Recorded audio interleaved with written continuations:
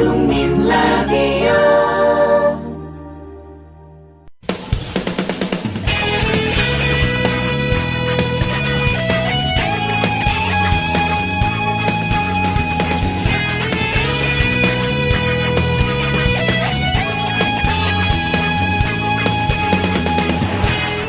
다른 사람을 손가락질할 때 그 사람을 향한 손가락 2개를 제외하고 나머지 3손가락이 자기 자신을 향하고 있다는 간단한 사실, 우린 늘 잊고 사는 것 같습니다.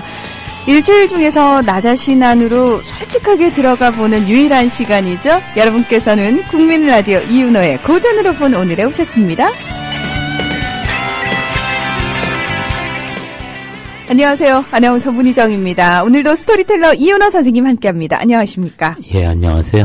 선생님 왜 지난번에 머리 한번 시원하게 머리카락 자르셨잖아요. 예. 여름이니까 또 한번 자르실 생각이 없으신지. 그러려고 합니다. 아니, 굉장히 독특한 헤어스타일을 고수하고 계시거든요. 특별한 이유가 있으신가? 저 되게 궁금했어요, 사실은. 아니, 제가 약간 네. 반곱슬인데 네.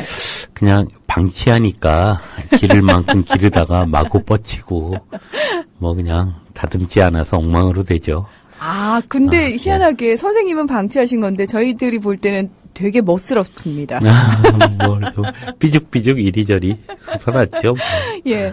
아, 오늘 또 굉장히 좀 어떤 의미에서 살짝 논란이 될 수 있지 않을까라는 생각이 될 만한 주제를 가지고 나오셨어요. 왜냐하면 우리가요. 정치적인 얘기하고 그다음에 신앙에 관련된 얘기, 종교적인 얘기를 하면은 꼭 그렇게 약간 예민하죠. 예민하더라고요. 예. 그러니까 오늘은 뭐 제가 크리스찬 입장에서 말씀드리고자 하는 건 아니고요. 우리가 복음서라고 하는 여러 가지 의미가 있지만 그중에 예수에 대한 새로운 얼굴, 새로운 관점에서 다루고 있었던 도마복음서라고 하는 것을 가지고 한번 이야기해 볼까 합니다.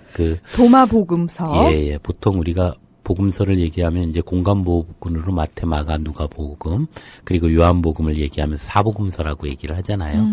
또 신약이 이제 28권이 정경으로 분류돼서 4세기에 일정하게 이제 분류가 됐습니다. 그러고 난 나머지 복음서들이 그 당시에 다 소각되고 없어졌지만 남아있는 복음서들이 최근에 발견되기 시작하죠. 그래서 유다 복음서도 나오고 막달라 마리아 복음서도 나와요. 그다음에 빌립 복음서도 나오고 뭐 이런 복음서들이 이제 당시에도 다양한 기록자에 의해서 쓰여졌고 이 도마 복음서는 예수의 제자 중에 의심이 많았다고 일컬어지는 도마에 의해서 쓰여졌습니다. 근데 정말로 의심이 많았던가? 에 대해서도 한번 생각해 볼 필요가 있고요. 다른 복음서와 어떤 점에서 차이가 있고 그것이 지금 우리 시대에 무슨 얘기를 던져주고 있는지를 한번 살펴보는 것도 중요하다고 생각합니다.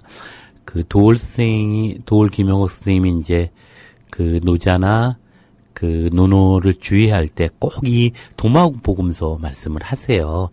그래서 그것이 뭘까라고 생각해 봤는데 오늘은 오광남 선생님이라고 비교 종교학에 아주 권위가 높으신 분이죠. 네. 지금 캐나다에 계시는데요. 그분이 다양한 불교와 도교 혹은 도가 사상과 연관시켜서 이 도마복음서를 이야기하고 있습니다. 그래서 그것들을 중심으로 소개를 좀 드릴까 싶네요. 네, 오늘 저는 뭐 기독교인이 아니라서 사실 성경을 읽어본 적이 없는데요. 이 방송을 준비하면서 도마복음은 제가 간단하게나마 읽었거든요. 이렇게 읽은 경전이라고 할 수 있겠는데 어떤 얘기들이 나올지 또 기대해 보겠습니다. 국민 라디오 지지하는 4가지 방법 아시나요? 다운로드하기, 별점 주기, 댓글 달기, 구독하기. 국민 라디오를 보다 많은 이들에게 전할 수 있는 가장 손쉬운 방법. 다운로드하기, 별점 주기, 댓글 달기, 구독하기. 잊지 마세요. 다운로드하기, 별점 주기, 댓글 달기, 구독하기. 네, 여러분께서는 진짜 언론 미디어 협동조합 국민 라디오 이윤호의 고전으로 본 오늘에 오셨습니다. 제가 사실 타 종교의 경전을 읽는다는 건 참 쉬운 일은 아니잖아요. 특별히 뭐 공부를 하거나 학문적 호기심이 있지 않고서는 접하기가 쉽지 않은데, 좀 재밌게 읽었던 타종교 경전 중에 저는 힌두교 바가바드 기타를 굉장히 재밌게 읽었고 도마복음을 또 굉장히 좀 흥미롭게 읽게 됐어요. 덕분에요. 그래서 오늘 선생님이 어떤 얘기를 해줄지 저는 굉장히 기대가 되는데 아마 특별히 저는 기독교에 전혀 문외한입니다 하시는 분들도 들으시기에 전혀 어렵지 않은 얘기들 준비해 오신 거죠. 예. 모든 경전이 그렇듯이 일반적인 의미에서의 삶의 어떤 가치들을 논하고 있으니까 네. 그 자체로 이제 우리가 이해할 수 있을 거라고 생각을 합니다. 더욱이나 성경은 어떤 특징들이 있죠. 왜냐하면 그 자체가 대단히 의미 있는 가치를 논하고 있음에도 불구하고 교인이 아니면 접하지 못한다는 특징이 있어요. 우리나라의 특성이기도 한데요.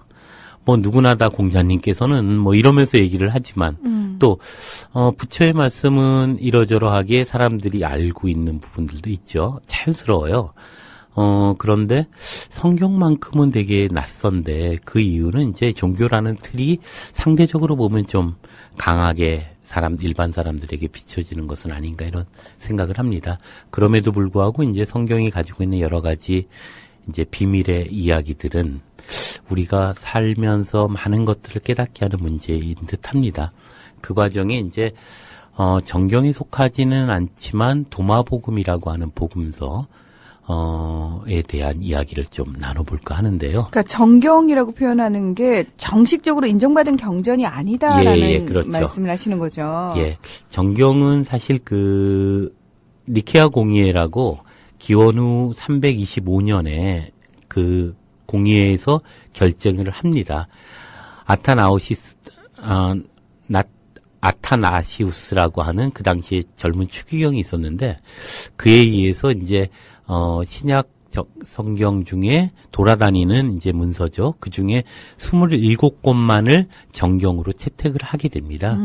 특히나 이제 그 367년쯤 돼서 그 신학적 판단 기준을 가지고 이단적이라고 여겨지는 모든 책들을 폐기 처분할 것을 명령하게 되죠. 그 과정에서 이제 여러 가지의 영지주의의 견해들을 가지고 있는 어떤 문서들이 다 소각되어 버립니다. 영지주의가 뭔가요? 그러니까 이따가 좀 그건 말씀을 드릴 텐데요. 이르자면 깨달음의 가치를 중심으로 바라보고 있었던 어떤 문서들이라고 봐야죠. 그러니까 예수를 똑같이 기록하더라도 그것이 어떤 기적이나 천국이나 미래 이런 관점이 아니고 다양한 이제 그 깨달음에 관련한 가치들을 중심으로 다루고 있습니다. 그런 점에서 이제 이 도마복음도 영지주의의 한 유파가 아니겠느냐 이런 견해들도 있는데요. 어쨌거나 그 과정에서 이제 이것이 항아리 속에서 묻어서 숨겨놨던 그 문서입니다. 그러다가 이제 1945년에 발견되는데요. 잠깐 그 말씀을 드리면, 이집트의 농부였던 무하마드 알리라는 사람이 있어요. 이집트에 제일 많은 이름이죠. 무하마드 알리. 예, 그 알리라는 사람이 이제 카이로 남쪽에 있는 어느 나일강 상류 나그암마디라고 하는 곳에서 항아리를 발견하게 됩니다.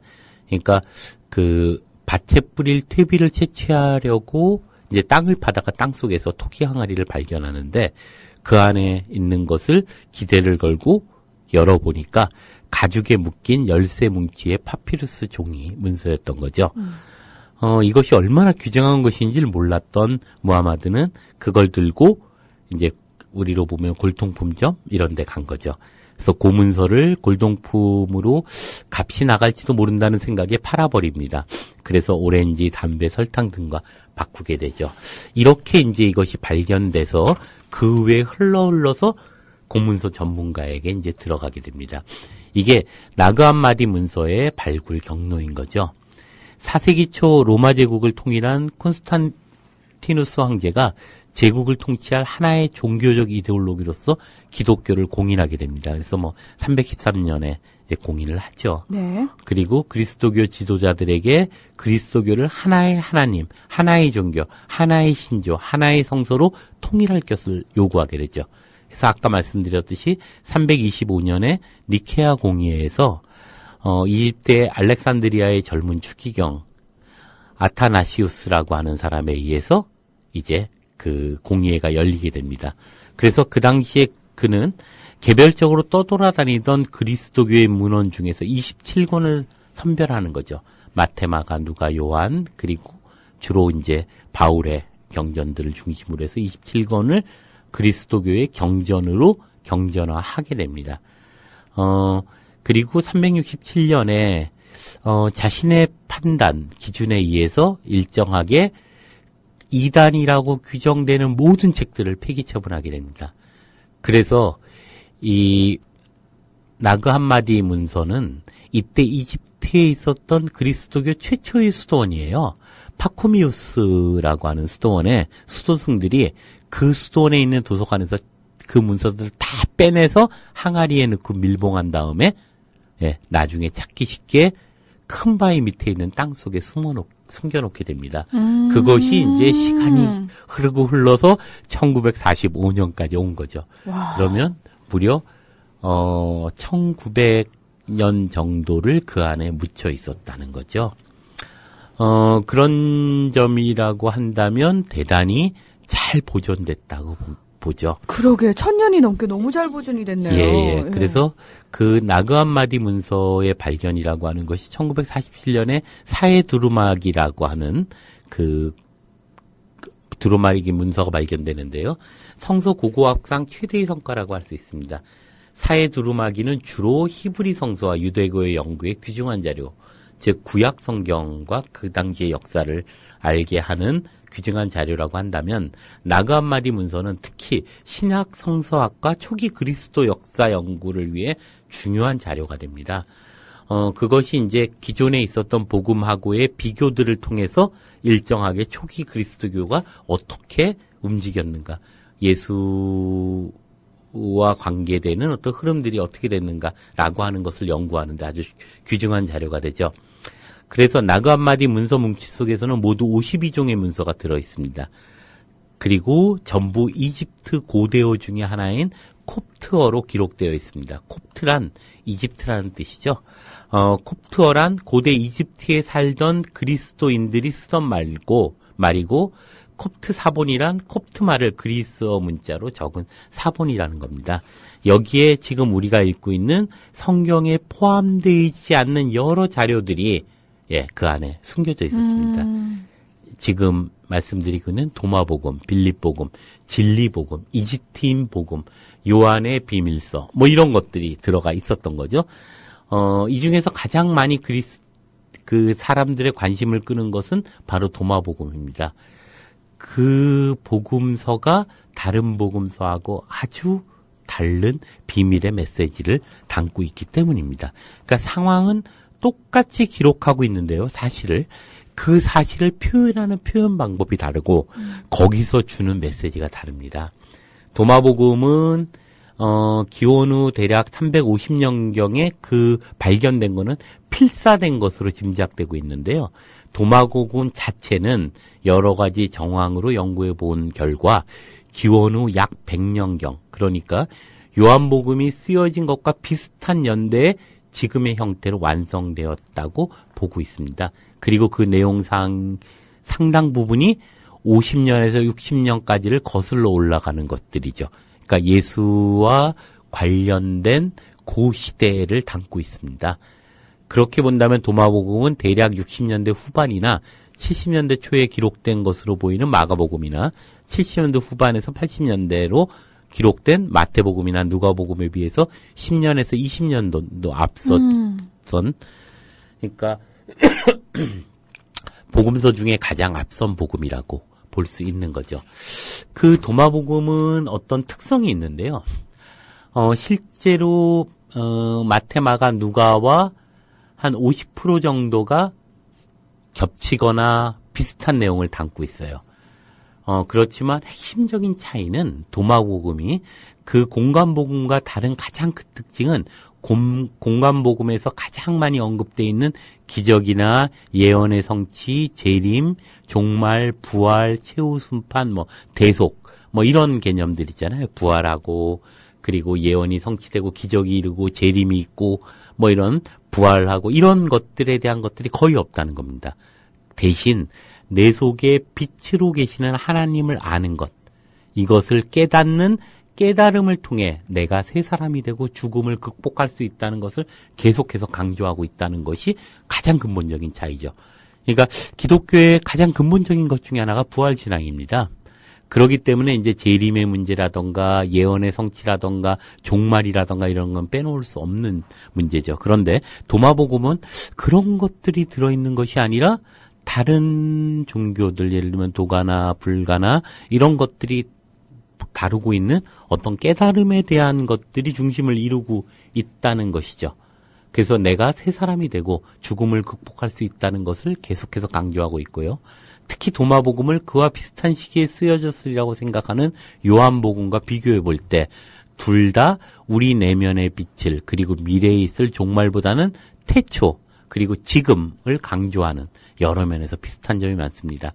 그러나 특별히 다른 것은 요한복음이 그를 믿는 자마다 멸망하지 않고 영생을 얻는다라는 얘기가 있어요. 아주 유명한 요한복음 3장 16절 노래로도 있죠.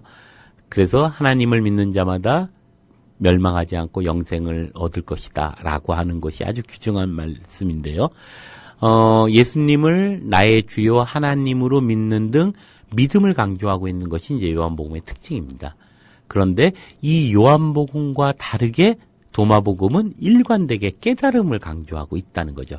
그래서 믿어야 한다라는 것에서부터 깨달음의 가치로 이전하고 있다는 것이 이제 도마복음의 가장 큰 특징인데요.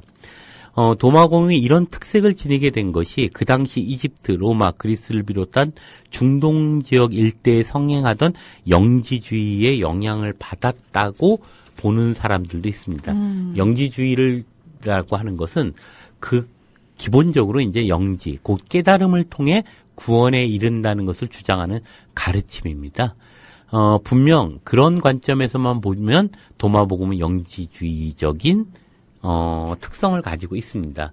그렇지만 영지주의의 해석이 물질적인 것, 육체적인 것은 모두 악으로 규정하고 인간의 영혼이 이런 악한 물질 세계에 갇혀 있기에 거기에서 벗어나야 함을 가르치는 사상 체계라면 도마복음은 그런 생각의 중심 사상으로 강조되어 있지 않으므로 영지주의 복음이라고만은 규정할 수 없다는 것도 또 하나의 특징이죠. 또 도마복음의 또 하나의 특징은 그것이 예수님의 말씀을 적은 어록이라는 거죠. 모두가 예수께서 말씀하셨습니다로 시작돼요. 따라서 예수의 출생이나 활동, 행적 이런 것도 없어요. 심지어 십자가와 부활 사건에 대한 언급조차도 없습니다. 그냥 예수가 끊임없이 무엇인가를 얘기하고 있는 거죠. 그래서 그 학자들 중에는 이렇게 어록으로 이루어진 도마복음이 세례를 받는 사람들을 가르칠 때 사용하기 위한 것 아니냐, 혹은 종교적인 문제를 논쟁할 때 쓰기 위한 것 아니냐라고 얘기합니다. 그것이 무엇을 위해 쓰여졌든지 그것이 처음부터 끝까지 깨달음을 통해서 내 속에 있는 천국, 내 속에 있는 하나님을, 내 속에 있는 참나, 불교적으로 보면 그것을 발견함으로써 자유와 해방을 얻고 새 생명을 태어나리라는 기본 가르침에 충실한 복음은 아닌가 하는 생각을 하게 됩니다. 그래서 재밌는 것은 이제 첫 장에 이런 얘기로부터 시작합니다. 이게 대략 한 120 몇 절로 돼 있냐면요. 144절인가 이렇게 돼 있는 것 같은데요. 이 중에 이제 첫 장이 어떻게 시작하냐면 이것은 살아계신 예수께서 말씀하시고 디두모, 유다, 도마가 받아 적은 비밀의 말씀입니다. 이렇게 시작을 해요. 여기서 디두모, 유다, 도마라는 말은 이제 도마라는 건 쌍둥이 형제라는 말인데요. 쌍둥이 형제 유다라는 말입니다. 그런데 이 쌍둥이라는 건 예수와의 쌍둥이라고 하는 게 육체적 쌍둥이라기보다는 정신적인 동지, 쌍둥이, 또 뭐 그런 의미들을 띠고 있지 않나 생각이 드는데요. 중요한 건 비밀의 말씀이라는 것이 재밌어요. 첫 장 서원이에요. 서원에 이것은 도마가 받아 적은 비밀의 말씀입니다라고 시작합니다. 이게 이제 23절에 보면 이런 표현이 있는데요. 1000명 중에 1명, 10,000명 중에 2명 꼴로 이해할 수 있는 어려운 말씀이다. 이런 얘기를 합니다. 그런 것처럼 이 안에 들어있는 비밀의 말씀이라는 것은 우리가 일상적으로 일상의 삶 속에서 깨닫기 어려운 혹은 다른 패러다임으로 보지 않으면 불가능한 것을 의미하는 것이다라는 걸 볼 수 있습니다. 그래서 1절에 보면 이런 얘기가 있죠. 그가 말씀하셨습니다. 이 말씀의 뜻을 올바르게 풀이하는 사람은 결코 죽음을 맛보지 아니할 것입니다. 이런 아주 재밌는 얘기를 하는데요.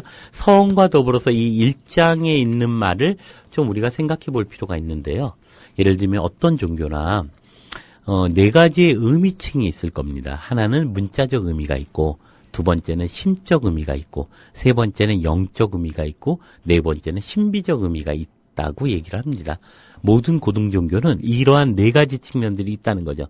따라서 종교적 진술을 대할 때 우리가 올바른 풀이를 통해 점점 더 깊은 뜻을 깨달아 나간다는 것은 단순히 문자적이고 표피적인 것만을 이해하는 것이 결코 아닌 거죠. 그런 점에서 어떤 종교, 특히 불교 같은 경우 이제 콘텍스트의 문제잖아요. 네. 텍스트 자체에 이야기가 있는 게 아니라는 거죠. 분리 문자잖아요. 그렇죠. 그러니까 이 텍스트를 읽는 행위 속에서 의미와 가치를 있는 거죠. 그래, 경험하는 거죠, 개인이. 예, 그렇죠. 네. 그런 점에서 보자면 단순히 문자적이고 표피적인 뜻으로만 매달리게 되면 그 안에 숨겨져 있었던 영적 가치나 영적 삶은 죽어버리게 맙니다. 그래서 바울 역시도 그런 얘기를 하죠. 문자는 사람을 죽이고 영은 사람을 살린다. 고린도후서에 나오는 얘기인데요. 그런 얘기를 하게 되는데, 참고로 중국 도가사상의 장자에 보면 듣는 단계가 4가지 단계가 있다고 하죠. 귀로 듣는 단계, 마음으로 듣는 단계, 귀로 듣는 단계, 그리고 4번째가 비움을 통해서 도가 들어와 도와 하나다는 단계라고 얘기합니다. 그것을 심죄라고 하죠. 마음을 굶긴다는 얘기입니다. 이것과 이제 유사한 측면들이 있지 않는가 이런 생각이 듭니다. 혹시 크리스찬들의 입장에서 성서를 그냥 문자 그대로 모두 일획도 틀리지 않고 인정해야 된다라고 하는 관점에서 보자면 대단히 이단적이죠. 그렇지만 그 의미와 그 은유, 상징, 그 영적 가치에 대해서 우리가 생각해 본다면 문자적으로만 이것을 해석하는 것은 좀 무리가 있지 않는가 생각을 하는데요. 이렇게 2절까지 비밀의 이야기를 얘기하고 있고 1절에 그리고 그 비밀의 이야기에서 이것을 깨닫는 것, 즉 올바르게 풀이하는 사람은 죽지 않을 것이다. 이런 얘기를 하는데요. 2절에 보면 정말 재밌는 얘기가 나와요. 예수께서 말씀하셨습니다. 추구하는 사람은 찾을 수 있을 때까지 계속해야 합니다. 그 다음에 재밌는데요. 찾으면 혼란스러워지고 혼란스러워지면 놀랄 것입니다. 그런 후에야 그는 모든 것을 다스릴 수 있습니다. 정말 노자의 그 언어하고 정말 비슷한 의미들을 갖게 되는데요. 그러니까 문자적이고 표피적인 뜻은 전부라고 생각하면 그렇게 전부라고 생각하던 살던 사람들의 입장, 우물 안에 있는 개구리의 입장에서 보면 바다를 보는 순간 얼마나 당황하고 놀라겠어요. 이제 이런 얘기를 하고 있는 거죠. 문자적이고 표피적인 걸로만 세상의 진실을 혹은 진리를 이해하는 사람들에게 그 비밀의 이야기는 대단히 당황스러울 정도로 혼란스럽고 고민스럽게 만들어내는 거죠. 그래서 어떤 의미에서 보면 훌륭한 종교의 가르침이라고 하는 거는 편안한 사람들에게 혼란을 주고 또 혼란한 사람들에게 편안을 주기도 합니다. 언제나 안전지역에서의 편안한 삶, 모든 것을 당연한 것으로 여기는 삶만을 보장하는 종교는 편할지 모르지만 결코 그것은 종교가 갖고 있는 근본적 의미는 아니라고 생각을 합니다. 선불교에서 얘기하는 화두라던가 공안이라던가 이러한 것도 우리의 의식에 깨워주고 그것에 혼란을 줌으로써 새로운 세상을, 새로운 우주의 비밀을 알게 하고자 하는 거잖아요. 그러니까 그래서 근기, 예, 그 예. 사람의 어떤 영적 성숙도에 따라서 던져주는 거죠. 단계가 그렇죠. 다르게. 예, 그래서 그가 일상의 생활에, 일상의 삶에, 일상의 가치에 일정한 어떤 깨침을 던져줌으로써 그걸 혼란하게 만드는 거죠. 저 자극을 일부러 예, 주는 겁니다. 흔들리는 거죠. 흔드는 겁니다. 예, 그래서 새로운 세상을 그 흔들림 속에서 자기가 느끼지 못하는 어떤 것들을 보는 거죠. 그렇죠. 이게 이제 화두선이라고 하는 걸 텐데요. 그런 점에서 비로소 모든 것을 그럴 때, 즉 눈뜸의 경지에 이르렀을 때 우리는 비로소 모든 것을 다스릴 수 있는 힘을 얻는다는 거죠. 그래서 이 다스린다는 것이 단순히 물리적으로 이제 남을 다스린다 이런 의미는 아닐 거고요. 내 스스로 어느 것에도 지배받지 않고 참 자유를 누릴 수 있게 되었다는 것이고, 그런 예를 들면 사후에 천국 갈까 지옥 갈까 이런 표피적인 고민으로부터 자유로워진다는 거죠. 내가 깨닫는 것, 즉 내 안에 있는 하나님을 깨닫는 것, 그것이 나와 분리되어 있지 않다는 것을 깨닫는 것, 그래서 내 스스로가 영혼의 풍요로움을 맛보는 것, 그 안에서 내가 자유로움을 찾는 것, 이건 정말 불교와 기독교가 통하고 있는 어떤 지점들은 아닐까 이런 생각도 들게 됩니다. 불교도 그 얘기하죠. 예. 모든 사람에게 다 불성이 있고 그 예. 불성을 깨달으면 내가 곧 부처다라고 예, 얘기를 예, 하잖아요. 그렇죠. 예. 그런 점에서 이제 도마복음이 다른 복음, 믿어라라고 얘기하는 그것을 넘어서 깨달아서 내가 내 안에 있는 것을 믿는 것, 저 밖에 있는 것을 믿는 게 아니라, 아니, 그렇죠. 예, 내 안에 있는 것을 믿는 것. 뒤에 보면 더 재밌는 얘기예요. 내 안에 있는 것과 내 밖에 있는 것을 함께 믿는 얘기를 하는데요. 도마복음에는 지금껏 표피적으로 이해했던 것과는 완전히 다른 예수, 완전히 다른 구원관, 완전히 다른 신관, 완전히 다른 종물관을 가르쳐주고 있기 때문에 처음에는 어쩔 수 없이 혼란스럽겠지만 열린 마음으로 받아들이면 놀라움과 자유를 맛보게 되리라는 이야기를 서두에서 하고 있는 거죠. 이것이 이제 완전히 기독교의 지금까지의 정경과는 대단히 다릅니다. 이러자면 그렇기 때문에 다른 제자들에 의해서 도마는 의심하는 제자인 거예요. 그래서 끊임없이 똑같은 구절을 놓고도 도마는 끊임없이 깨달음을 통해서, 그 논어에 보면 이런 얘기를 하죠.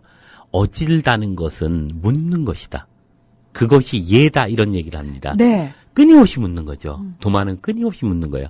무턱대고 믿는다는 것은 여러 가지가 있는데요. 이 믿음이라고 하는 것은 질문이 없는 믿음은 맹목이죠. 그렇죠. 맹목을 우리가 굉장히 지양해야 된다라고 예, 얘기하지 예. 않습니까? 그런 점에서 도마복음의 특징은 질문을 통한 깨달음으로 나아가는 것이 근본적인 요소고요. 거기에 보면 이제 이런 얘기가 있습니다. 예수께서 말씀하셨습니다. 여러분의 지도자들은 여러분에게 보라, 그 하늘이 하늘에 있다고 하는데 그렇다면 새들이 여러분보다 먼저 거기에 가 있을 것입니다. 그들이 그 나라가 바다에 있다고 하는데 그렇다면 물고기들이 여러분보다 먼저 거기에 가 있을 것입니다. 그 나라는 여러분 안에 있고 또 여러분 밖에 있습니다.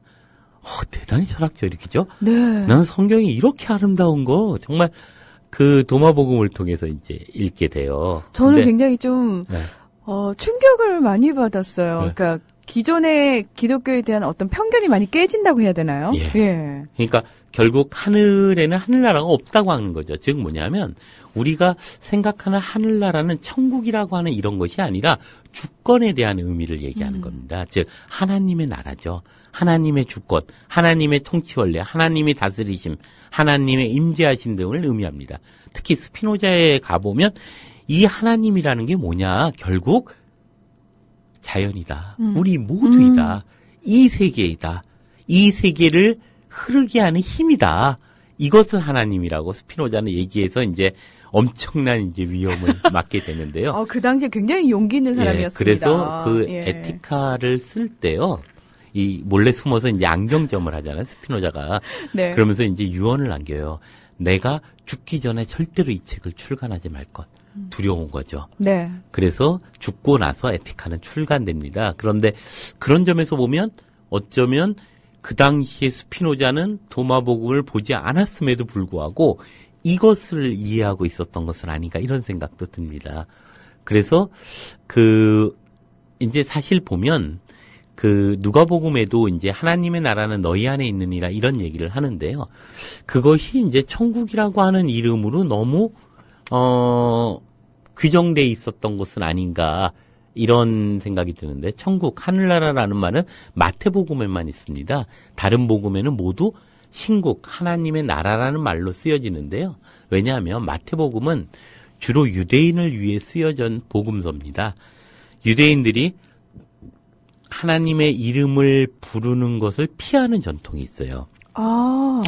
예, 그러다 보니까 그 하나님의 나라라는 말 대신에 하늘나라라는 말을 마태복음에 쓴 거죠. 그러다 보니까 하늘나라라고 돼서 우리가 천국이라고 얘기를 하는데요. 그것은 어떤 물리적으로 존재하는 그 세상을 얘기하는 게 아니라 하나님의 의미가 내재하는 것, 이것을 규정하는 것은 아닌가. 그 나라가 있을 장소로서 하늘을 가리키는 말이 분명히 아니라는 것을 알 수 있고요. 그런 점에서 하나님의 힘, 하나님의 원리, 하나님의 현존, 내 방향으로 이제 이해해야 되는 것은 아닌가 이런 생각이 들게 됩니다. 재밌는 것 중에 이제 3절에 보면 이런 얘기가 있어요. 여러분 자신을 아십시오. 그러면 남도 여러분을 알 것이고 여러분도 자신이 살아계신 아버지의 자녀라는 것도 알게 됩니다. 그러나 여러분이 스스로를 알지 못한다면 여러분은 가난에 처하게 되고 여러분이 가난 그 자체가 됩니다. 결국 제일 핵심은 무엇을 깨달아야 하는가 하면 내가 누구인가를 아는 것이 가장 중요하다는 것으로 시작하고 있는 거죠. 그래서 내가 바로 살아계신 아버지의 아들, 딸이라는 사실, 내 속에 하나님을 모시고 있다는 사실, 그리고 이 하나님이 바로 내 속에 가장 깊은 차원의 참나라는 것을 깨닫는 것, 이것이 바로 가장 귀중한 진주 같은 복음이라는 거죠. 그게 바로 시천주의고 인내천이죠. 내 속에 하나님을 모시고 있다. 네, 시천주잖아요. 그리고 내 안에 가장 깊은 참나가 있다. 인내천. 인내천 사상이죠. 예. 예. 결국 이것과 분리되어 있지 않다는 거예요. 기독교가 근본적으로 배타적이고 폐쇄적 종교가 아니라는 거죠. 바로 이것이 기독교의 또 하나의 아주 중요한 의미로서 우리가 예수를 만날 수 있는 것은 아닌가. 그래서 이런 엄청난 깨달음에 이르지 못할 때 가난에 처하게 된다 그러잖아요. 네. 그게 뭐냐면 결국 깨달음에 이르지 못하고 나의 이기적인 자아가 그대로 나 자신 알고 착각하고 사는 미망의 삶이나 이런 기본적 무지에 시작해서 나의 행동이 하나님 보시기에 합당한가 아닌가에만 관심이 막 되어 있는 율법주의적인 삶. 남의 눈치나 보고 남의 인정이나 받으며 남 보란 듯 살려고 하는 허세적 삶. 아무리 가져도 계속 가지고 싶은 욕망을 품고 허기지게 사는 소비적인 일상의 삶. 그것이 바로 궁핍하고 비참한 삶 자체입니다. 그런데 하나님의 자녀라는 걸 깨닫는다면 그것으로부터 자유로워진다는 거죠. 저는 이 자유로움 속에는 또 하나 하나님에게 내가 합당한가 아닌가 막 노심초사하는 이 빈궁한 삶 역시도 율법주의 삶의 단임 아니라고 생각하는 거죠. 내가 그걸 깨닫는 것이 정말 중요하다는 것이죠.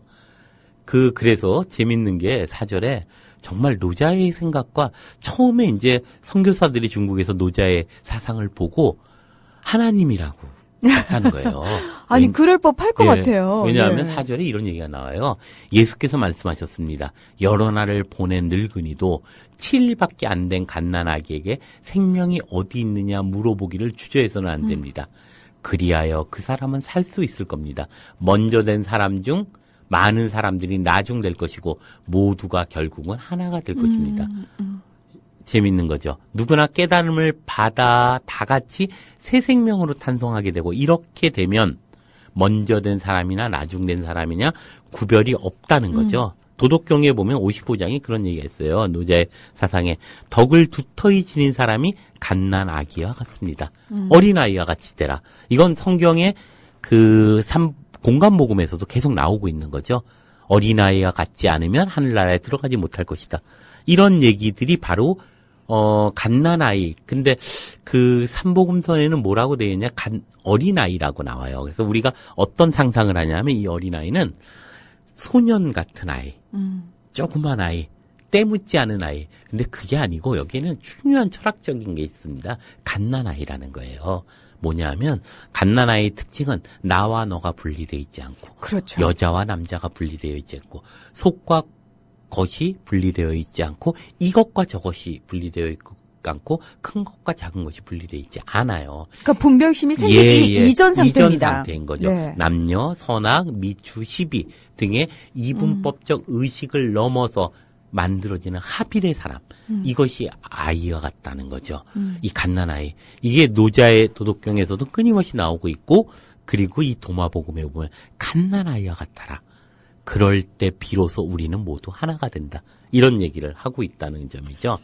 그런 점에서 보면 대단히 중요한 얘기를 하는데요. 뒤에 보면 이런 얘기가 있습니다.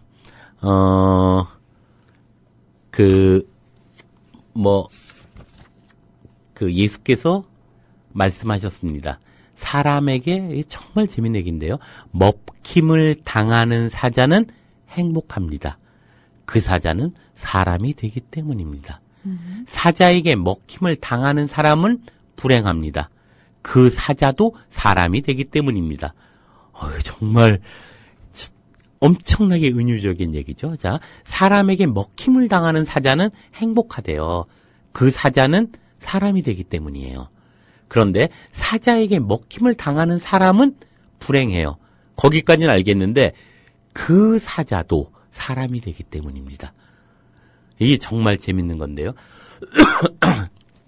여기서 이런 거죠. 사자됨과 사람됨.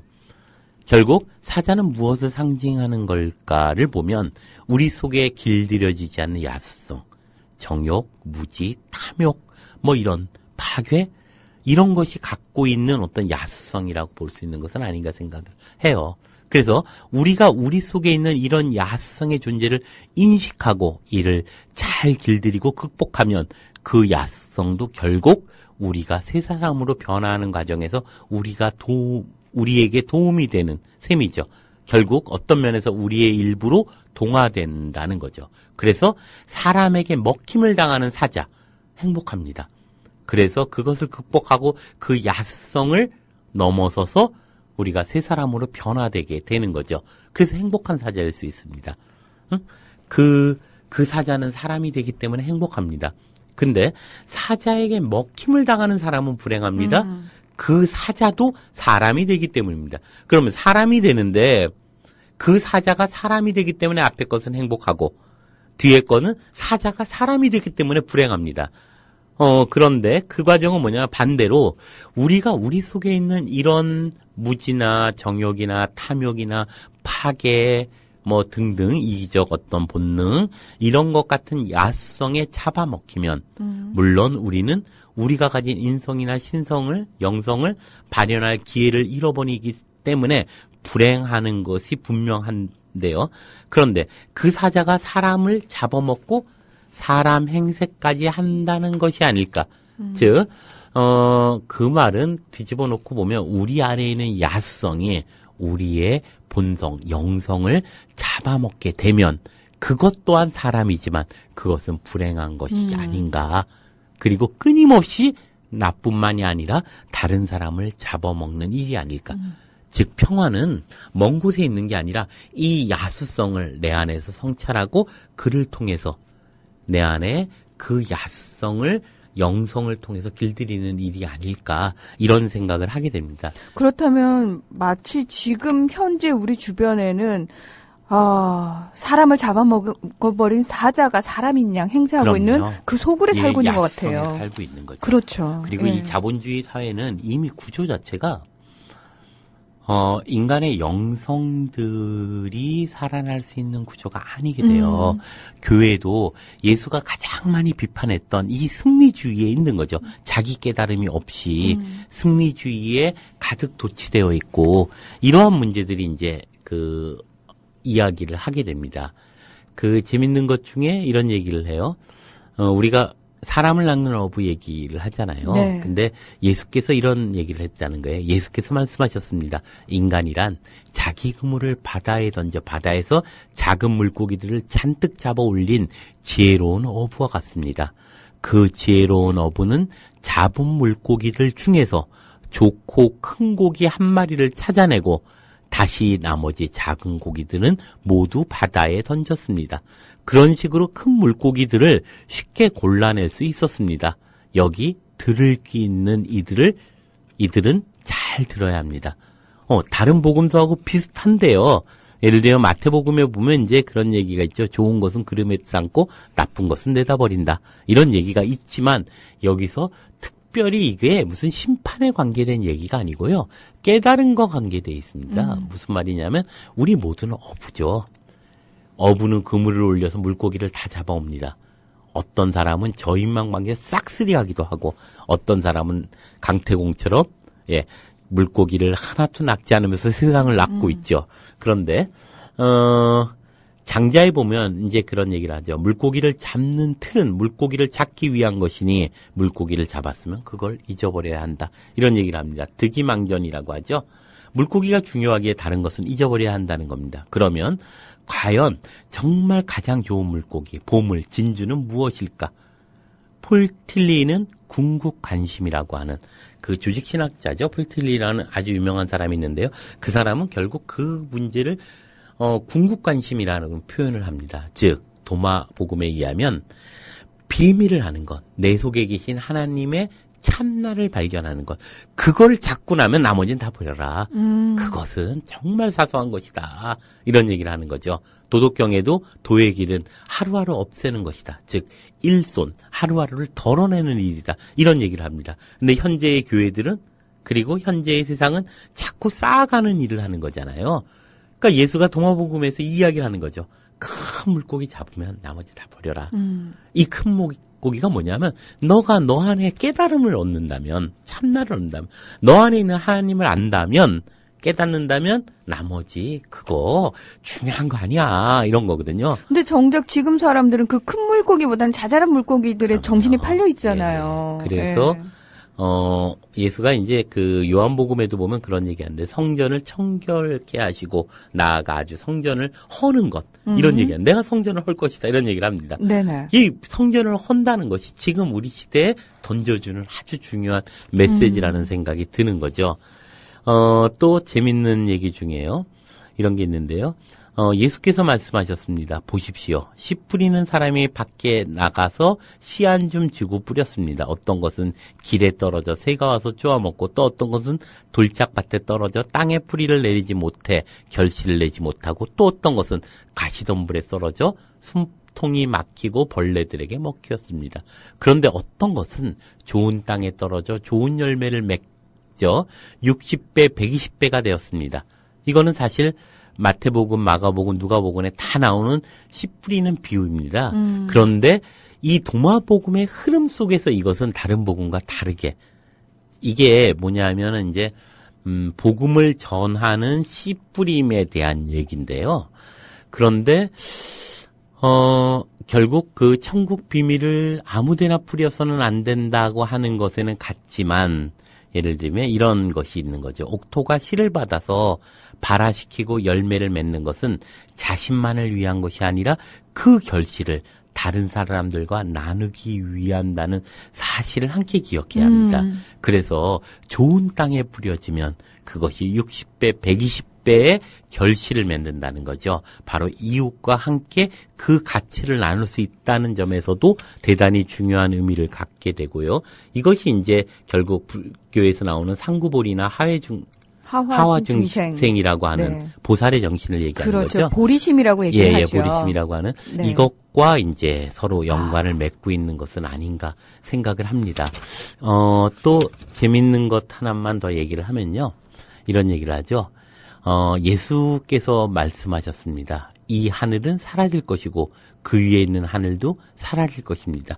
죽은 사람들은 살아있지 않고 산 사람들은 죽지 않습니다. 여러분이 죽은 것을 먹는 날 여러분은 죽은 것을 살아나게 합니다. 여러분의 빚 속에 있으면 여러분은 무엇을 하겠습니까? 여러분이 하나였을 때 여러분은 둘이 되었습니다. 그러나 여러분이 둘이 되면 그때 여러분은 무엇을 하겠습니까? 정말 어렵고 은유적이죠. 네, 사실 한 번의 이야기가 참 쉽지가 않아요. 네. 그러니까 첫 번째 이제 하늘은 사라질 것이고 그 위에 있는 하늘도 사라질 것입니다. 이건 이제 유대인들이 하늘과 그 위에 있는 하늘이 없어질 것이라고 하는 것은 고대 문화에서 하늘이 여러 층으로 되어 있다고 유대인들은 봤어요. 불교에서도 그러거든요. 예. 그 모든 하늘이 다 사라진다는 것을 얘기를 합니다. 도덕경의 표현으로 보면 천장지구죠. 정말. 천장지구. 예. 이런 것들, 하늘과 땅이 모두 사라지더라도 시편에 보면 하나님만은 그대로 계십니다라고 합니다. 마가복음에도 하늘과 땅이 없어질지라도 나의 말은 절대로 없어지지 않을 것이다라고 했는데요. 도마복음은 하늘도 없어질 수 있지만 죽은 사람은 살아있지 않고 산 사람은 죽지 않는다. 결국 그것의 핵심은 우리가 영적으로 새로 태어나 새로운 의식을 가지고 있지 못하다면 우리는 죽은 사람이죠. 우리가 이렇게 영적으로 죽은 상태로 살아간다면 비록 산다고 해도 진정으로 살아있는 사람이 아닌 거죠. 영적으로 죽은 사람은 육적으로 살아있다 하더라도 살아있지 않다 하는 식으로 이해할 수 있을 겁니다. 다음에 나오는 이제 산 사람은 죽지 않는다는 말은 지금까지 허상과 욕심을 가지고 살아가던 옛 내가 죽고 참나를 깨달아 영적으로 새로 태어난 새 삶을 사는 사람은 육신적으로 죽어도 죽지 않는 것이다. 이런 얘기를 하는 거죠. 근데 재밌는 건 어려운 거는 그 다음 문장이죠. 죽은 것을 먹는 것은 죽은 것이 살아나게 하는 일이다. 이런 얘기가 나옵니다. 네. 사람이 사자를 먹으면 아까 얘기했듯이 사자가 사람이 된다라는 말과 개를 같이 하는 것은 아닐까. 즉 우리가 깨침을 통해 새 사람이 되었을 경우 우리가 죽은 것을 먹어도 그 죽은 것이 우리의 생명을 새롭게 동참하고 되살아나게 한다는 거죠. 즉 우리가 참나를 발견하는 순간 내 안에 있는 야수성을 내가 먹어가는 것조차도 그것이 우리에게 어떤 새롭게 동참함으로 새로운 삶을 풍요롭게 만드는 어떤 것이 된다는 거죠. 죽은 상태에 있던 옛사람을 먹고 그것이 다시 새 생명으로 살아나는 것을 표현하는 것은 아닌가. 내가 참나를 발견하면 내 주위에 있는 죽은 사람들마저도 참나를 만들어내는데 중요한 영향을 던져주게 됩니다. 결국 이것이 죽은 상태에 있던 옛사람을 먹고 그래서 새 생명으로 태어나는 것이죠. 그렇게 돼서 그 다음에 나오는 말도 재밌죠. 이제 빛 속에 거하게 되었는데 그 빛을 따를 뿐 다시 더 무슨 말을 할 일이 있겠는가 하는 뜻으로 읽을 수 있습니다. 그래서 깊은 종교적 체험을 가지게 된 사람은 나서서 설치는 대신 자신은 그저 도구로 쓰일 뿐 무의의 위를 실천하는 사람이 됩니다. 그래서 이제 완전했던 하나가 둘이 되어 불완전한 상태로 떨어졌으니 너희는 어떻게 하는 것이 마땅하냐라고 묻는 거죠. 그래서 도덕경에도 보면 이런 얘기를 하죠. 도가 하나를 낳고 하나가 둘을 낳고 둘이 셋을 낳고 셋이 만물을 낳았다 이런 얘기를 합니다. 그리고 얘기하죠. 우리가 그 근원으로 돌아가야 한다. 어린아이와 같이 되고 통나무의 거칠은 밭과 같이 돼야 한다.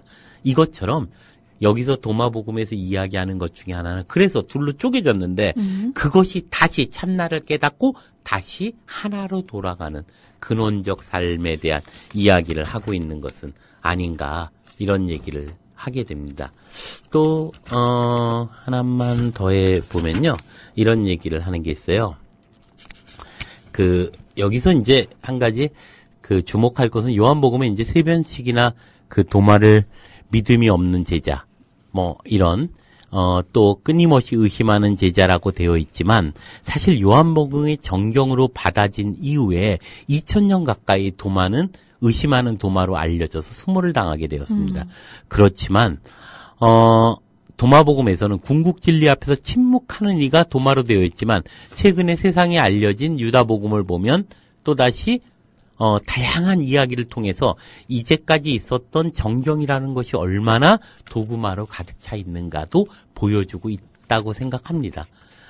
예를 들면 이 도구마에 대해서 이제 그 이야기한 것 중에 금식에 대한 이야기가 있습니다. 예수께서 그들에게 말씀하셨습니다. 여러분이 금식을 하면 여러분은 여러분 스스로에게 죄를 가져올 것입니다. 여러분이 기도를 하면 여러분은 정죄를 받을 것입니다. 여러분이 구제를 하면 여러분은 여러분의 영을 해치게 될 것입니다. 여러분이 어느 지방으로 가서 고을을 지날 때 사람들이 여러분을 영접하면 그들이 대접하는 대로 먹고 그들 중 아픈 사람을 고쳐주십시오. 결국 여러분의 입으로 들어가는 것이 여러분을 더럽히는 것이 아니라 여러분의 입에서 나오는 것, 그것이 여러분을 더럽힐 것입니다. 라고 하는 얘기를 하고 있어요. 여기서 재밌는 것 중에 하나가 이런 거죠. 천국의 비밀, 감추어진 나라는 하나님을 찾고 나를 찾아 이미 하나님과 하나가 되었는데 이제 와서 무엇이 모자라서 다시 형식적이고 의례적인 금식이나 하나님의 도움을 구하는 기도나 순종의 표시를 하는 구제 등이 필요하겠냐. 그것보다 더 중요한 건 깨달음이라는 거죠.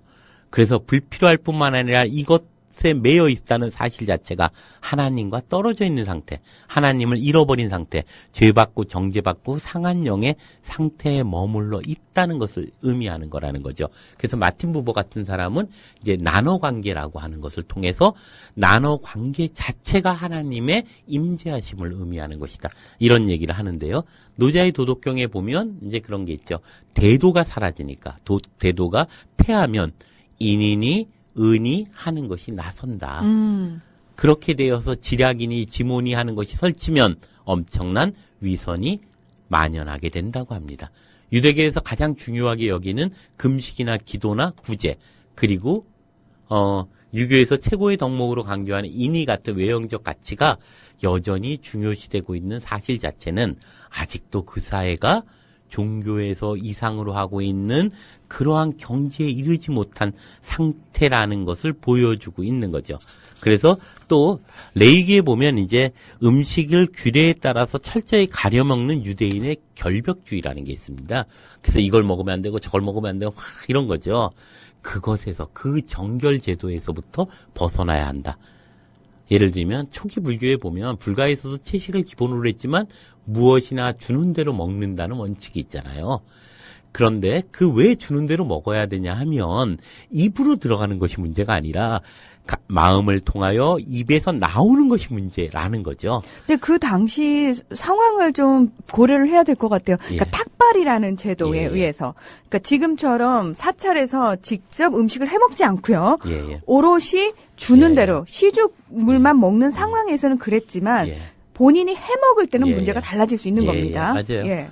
그런 점에서 보면 저는 이제 그 수도의 근본은 자비에 있다고 생각하는데요. 네. 그러니까 이런 점에서 이제 정결 의식이라는 형식을 예수는 이제 뒤집어서 얘기를 하고 있는 거죠. 네가 잘난 척하고 뭘 해주고 이러지 말고 주는 대로 먹어라. 그리고 병을 고쳐줘라. 이것이 옳다, 저것이 옳다, 함부로 얘기하지 마라. 왜냐하면 모든 문제는 들어가는 데서 문제가 되는 게 아니라 나오는 것에서 문제가 된다. 이런 얘기를 하고 있는 거죠. 그런 점에서 보면 이 도마복음이 어떤 의미에서 보면 우리가 잊어버리고 있는 성경의 어떤 가치들을 내포하고 있는 것은 아닌가 이런 생각이 들고요. 이런 크리스찬들이 정말로 꼭 읽어봐야 될 예수의 말씀이야. 우리가 사실 목사님의 말씀을 믿는 게 아니라 예수의 그 말씀을 믿는다면 그렇죠. 예수의 어떤 행적과 그것이 가지고 있는 의미들에 대해서 한 번쯤 좀 깊이 있게 우리를 성찰하고 한번 통찰해 볼 필요가 있지 않는가 이런 생각이 들면서요. 또 하나의 예수, 깨달음의 가치를 이야기하는 도마복음에 대해서 한번 오늘은 이야기해 보고 싶었습니다. 네. 불교에서도 부처님이 열반에 드실 때 제자들이 이제 저희는 누굴 믿고 따르냐고 물었을 때 부처님이 그러셨거든요. 그렇죠. 말씀. 예. 부처님 법을 따르라고 얘기를 하거든요. 똑같은 말인 것 같아요. 예. 근데 처음에 비밀의 문서라고 얘기했던 이유가 자칫 문자 그대로 이해를 했다가는 큰 오해를 불러올 수도 있기 맞습니다. 때문에 사실은 어떤 의미에서는 굉장히 조심스럽기도 하고요. 오늘 여러 가지를 좀 생각하게 해주는 시간이 아니었나 싶습니다. 윤호 선생님 오늘도 저희에게요. 정말 소중한 이야기 들려주셔서 고맙습니다. 다음 주에 뵙겠습니다. 예, 고맙습니다.